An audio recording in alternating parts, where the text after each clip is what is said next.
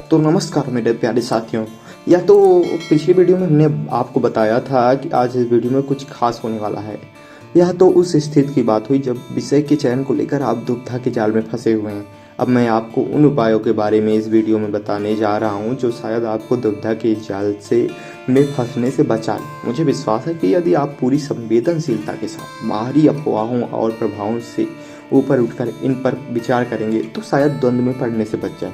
तो आइए इस पर हम कुछ बातें करते हैं। यदि आपने पोस्ट ग्रेजुएशन किया है तो मेरी सलाह यह है कि उसी विषय को ऑप्शनल पेपर के रूप में नहीं लेने से पहले इस पर कई बार विचार करें। आखिरकार आपने इस विषय पर 2 साल लगाए हैं। हाँ, यदि वे 2 साल अपने यूं ही उपाधि पाने के लिए, डिग्री पाने के लिए लगाए हैं तब तो बात अलग है भाई।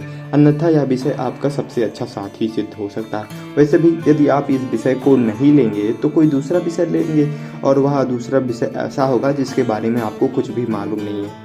ऐसी स्थिति में तार्किक दृष्टि से क्या है, या बेहतर नहीं होगा कि एक ऐसे विषय को ले लिया जाए जिसके बारे में कम से कम कुछ तो मालूम है। एक बात और, जब आप इंटरव्यू के लिए जाएंगे तो जिस विषय से आपने पीजी किया है उससे जुड़े सवाल पूछे जाने की संभावना रहती है, भले ही आपने वह विषय मुख्य परीक्षा के लिए ना चुना हो। इसका अर्थ यह हुआ कि इंटरव्यू की तैयारी के लिए आपको अपने इस विषय को दोहराना तो पड़ेगा ही। इसलिए इसे मैं एक सर्वमान्य सिद्धांत के रूप में लेता हूँ। पीजी के विषय को भी ऑप्शनल सब्जेक्ट के रूप में लिया जाना चाहिए, लेकिन इसका एक अपवाद भी है। अपवाद यह हो सकता है कि पीजी करते समय आपने अपने विषय के बारे में गंभीरता से सोचा ही नहीं हो सकता है कि जो सोचा था वह मिला ना हो, और जो मिल गया उसी में करना आपकी मजबूरी हो गई। यह भी हो सकता है कि मिला तो सोचा गया विषय ही हो लेकिन उसमें मजा नहीं आया हो और इसलिए उस विषय पर पकड़ न बन पाई हो, नंबर भी उसमें कम आए हो। ऐसी स्थिति में इस विषय को लेने के मोह में इससे बचना ही बेहतर होगा। साथ ही सामान्यतः 3 ऐसे विषय माने जाते हैं जिन्हें इन विषयों में पीजी स्टूडेंट करने वाले स्टूडेंट भी आईएएस में लेना पसंद नहीं करते। उनका मानना होता है कि इनमें सिलेबस बहुत बड़ा है और ये विषय बड़े ही कठिन है। साथ ही चूंकि ये विषय लगातार बदलते रहते हैं इसलिए इनके साथ तालमेल बैठाए रख पाना इतना आसान नहीं होता। इसका नतीजा यह निकलता है कि इनमें नंबर कम आते हैं और ये 3 विषय हैं, गणित, फिजिक्स और अर्थशास्त्र, मैथ्स, फिजिक्स एंड इकोनॉमिक्स। लेकिन इसका अर्थ यह नहीं कि इन्हें कोई लेता नहीं है, और यदि लेता है तो वह सफल नहीं होता। इनमें भी विद्यार्थी सफल होते हैं। जाहिर है कि सफल होने वाले वे विद्यार्थी हैं जिनकी इन विषयों में रुचि रही है और यूपीएससी की अपेक्षाओं के अनुरूप इन विषयों के साथ अपना तालमेल बैठा लेते हैं। अब आप यह बेहतर जानते हैं कि आपकी स्थिति क्या है।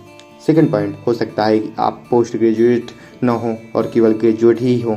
ऐसी स्थिति में आपको क्या करना चाहिए? ग्रेजुएशन में हर स्टूडेंट कम से कम 3 विषय पढ़ता है, तो मेरी राय तो यही है कि इन विषयों में उस एक विषय को ही चुन लेना चाहिए जो उसे सबसे अच्छा लगता है। यह सुविधा बी के स्टूडेंट के लिए भी है कि वे सिविल इंजीनियरिंग या इलेक्ट्रिकल इंजीनियरिंग जैसे विषय ले लें, और एमबीबीएस के लिए भी कि यदि वे मेडिकल साइंस नहीं ले रहे हैं तो बायोलॉजी जैसा भी कोई विषय चुन ले। यहाँ तक कि इन्हें एंथ्रोपोलॉजी और साइकोलॉजी भी सूट करता है। ग्रेजुएशन के विषय लेने के पीछे भी वही तर्क है जो मैंने पोस्ट ग्रेजुएशन के विषय को लेने के बारे में दिया था कि आपने ग्रेजुएशन के विषयों के बारे में अंततः आप कुछ तो जानते ही हैं और आपको अपने इस ज्ञान का उपयोग यहाँ करना ही चाहिए। थर्ड पॉइंट, हालांकि ऐसे विद्यार्थियों की संख्या अब काफ़ी कम होती जा रही है, फिर भी कुछ लोग अभी भी बीएससी करते हैं। देखने में आया है कि ये विद्यार्थी ग्रेजुएशन के बाद अपने विषयों में से किसी एक को लेना पसंद नहीं करते। वैसे भी यदि कोई साइंस ग्रेजुएट है तो उसके लिए आर्ट्स के विषय लेना कोई गलत निर्णय नहीं होता। साइंस का कोई भी विषय लेना तभी अधिक उपयुक्त होता है यदि किसी ने उसमें पोस्ट ग्रेजुएशन किया हुआ हो। ऐसी स्थिति में साइंस के विद्यार्थियों को 2 बातें ध्यान में रखनी चाहिए। पहली तो यह कि वे देखें कि वैकल्पिक विषयों की सूची में से कौन सा विषय ऐसा है जिसका तालमेल उनके द्वारा पढ़े गए साइंस के विषयों से बैठ पाता है। उदाहरण के लिए यदि किसी का विषय का भूविज्ञान था तो वह भूगोल ले सकता है। गणित का विद्यार्थी सांख्यिकी ले सकता है। यदि किसी का बायोलॉजी विषय रहा है तो यह तो एंथ्रोपोलॉजी लेना उसके लिए अधिक फायदेमंद सिद्ध होता है। दूसरी सलाह के रूप में यह कहा जा सकता है कि जो विषय वे लें वे उनके लिए समान ज्ञान की तैयारी में सहायक हों। हालांकि यह कोई बहुत जरूरी सिद्धांत नहीं है। हाँ, यदि संभव हो सके तो ऐसा ही किया जाना चाहिए। एक अन्य बात जिसे मैं यहाँ एक बार फिर से दोहराना चाहूँगा कि कोई भी विद्यार्थी अपनी रुचि की अपेक्षा बिल्कुल न करे। यह हमारे मस्तिष्क का विज्ञान है कि हमारा दिमाग उन्हीं विषयों को अच्छे से ग्रहण करता है जिनमें उसे मजा आता है। और रुचिकर विषय के साथ जबरदस्ती करते हुए बहुत लंबी और सफल यात्रा कर पाना आसान नहीं होता। आपकी किस विषय में रुचि है इसे जानने के लिए आप उस तकनीक का इस्तेमाल करने में थोड़ा समय लगाएं जिसकी चर्चा मंत्र के रूप में विषय में की जा चुकी है, जिसका मैंने पहले वीडियो में आपको बताया था। विषय लास्ट ये था हमारा थर्ड के बाद फोर्थ वन। विषय का चयन केवल सरलता या कठिनता के आधार पर करना ठीक नहीं होता। इसके दो कारण हैं। पहला तो यह कि सरलता और कठिनता का सिद्धांत व्यक्ति सापेक्ष होता है। जो विषय आपके लिए कठिन है वही दूसरे के लिए सरल हो सकता है, और ठीक इसके उल्टा भी है। दूसरी बात यह है कि यदि कोई विषय सरल है तो सचमुच में सरल है, तो वह केवल आपके लिए ही सरल नहीं है बल्कि सबके लिए है। और आप यह जानते हैं कि एक प्रतियोगी परीक्षा की सफलता इस बात पर निर्भर करती है कि आपको आपके मार्क्स कितने हैं, कितने मिल गए हैं आपको पासिंग मार्क्स, या इस बात पर निर्भर करती है कि आपको इतने नंबर मिले या नहीं कि आप चयनित उम्मीदवारों की सूची में शामिल हो सके। किसी भी विषय का सिलेबस कितना बड़ा है यह एक छोटा सा आधार तो हो सकता है, लेकिन संपूर्ण आधार नहीं। सिलेबस के आकार को विषय के चयन का अपना आधार न बनाएं।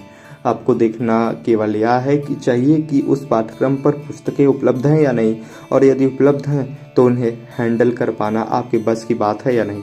नेक्स्ट पॉइंट, यदि आप बिल्कुल ही नया विषय ले रहे हैं तो इसका फैसला करने से पहले दो बातों पर जरूर सोचें। पहली बात यह कि उस विषय पर पठनीय सामग्री और जुटा पाएंगे या नहीं, मतलब कि उस विषय पर आपको स्टडी मटेरियल्स मिल सकते हैं या नहीं, और आप जुटा पा सकते हैं कि नहीं, इकट्ठे कर सकते हैं या नहीं। दूसरी बात यह, यदि आपको लगता है कि इस विषय को पढ़ने और समझने के लिए आपको किसी की मदद की ज़रूरत होगी तो वह मदद आपको उपलब्ध है या नहीं, कोई आपको गाइड करने वाला है या नहीं।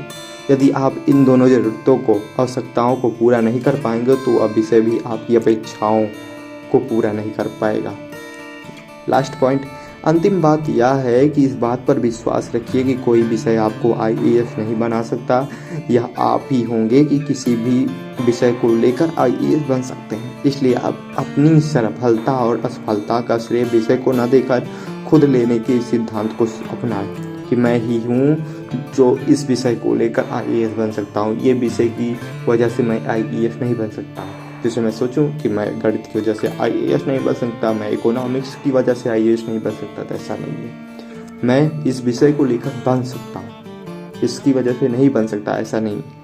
मैं यह दावा नहीं करता कि मेरी इन बातों में वे पॉइंट शामिल किए गए होंगे जिन्हें हटाकर किसी विषय का चयन करना खतरनाक साबित होगा। ऐसा बिल्कुल भी नहीं है। यदि आपको मेरी इन सलाहों से कोई मदद मिल सकी तो इसे मैं अपने अपना सौभाग्य मानूंगा, और यदि मेरी ये सलाहें आपके काम नहीं आ सकी हैं तो आप अन्य कोई निर्णय लेने में बिल्कुल भी संकोच न करें। यह कतई न सोचें कि आपका वह निर्णय गलत ही होगा, क्योंकि अंततः विषय महत्वपूर्ण नहीं है। महत्वपूर्ण यह है कि आप उस विषय के साथ व्यवहार किस तरह कर पाते हैं, कितना अच्छा समझ पाते हैं। तो ये रहा विषय चयन का second topic, second chapter, second part. अब आई होप आपको समझ में आ गया हो कि विषय कोई भी सब्जेक्ट, अपने सब्जेक्ट चूज करने से पहले क्या सोचना चाहिए। तो वीडियो पसंद आई हो तो देर न करके लाइक कर देना, शेयर कर देना, कमेंट करके बताना कि आपको समझ में आया या नहीं। चलिए मिलेंगे आपसे किसी दूसरे वीडियो में, तब तक के लिए tata bye bye, love you all.